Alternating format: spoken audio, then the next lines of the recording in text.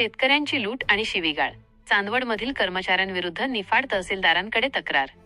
निफाड, चांदवड बाजार समितीच्या आवारात शेतमालाचे भाव पाडण्यासाठी व्यापारी आणि कर्मचारी संगनमत करून शेतकऱ्यांची लूट करत असल्याचा धक्कादायक प्रकार समोर आला आहे.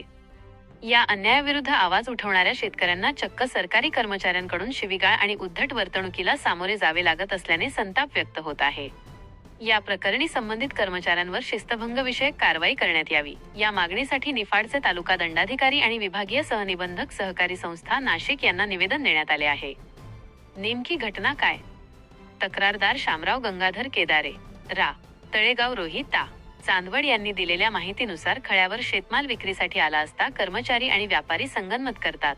मालात त्रुटी काढून भाव कमी करणे आणि त्या बदल्यात कमिशन घेऊन शेतकऱ्यांची लूट करणे असे प्रकार सुरू आहेत. कमी भाव मिळेल या भीतीने अनेक शेतकरी तक्रार करण्यासाठी पुढे येत नाहीत, ज्याचा फायदा हे कर्मचारी घेत आहेत. व्हिडिओ काढल्याचा राग अन शिवीगाळ.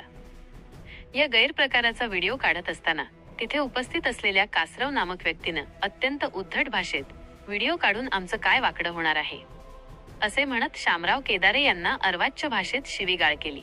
तसेच सकाळपासून भिकारचोट शेतकरी माझे डोके खात असतात, असे अपमानास्पद विधान करून शेतकऱ्यांचा अवमान केल्याचा आरोप निवेदनात करण्यात आला आहे. कठोर कारवाईची मागणी. हे वर्तन शासकीय सेवकाच्या आचारसंहितेच्या पूर्णपणे विरोधात आहे. त्यामुळे या प्रकरणाची सखोल चौकशी करून संबंधित कर्मचाऱ्यांवर तात्काळ शिस्तभंगाची कारवाई करावी, अशी मागणी शामराव केदारे आणि ॲड. राहुल प्रभाकर गायकवाड यांनी केली आहे. या अर्जाच्या प्रती नाशिकच्या विभागीय सहनिबंधकांनाही पाठवण्यात आल्या असून आता प्रशासन यावर काय पावले उचलते याकडे सर्वांचे लक्ष लागले आहे.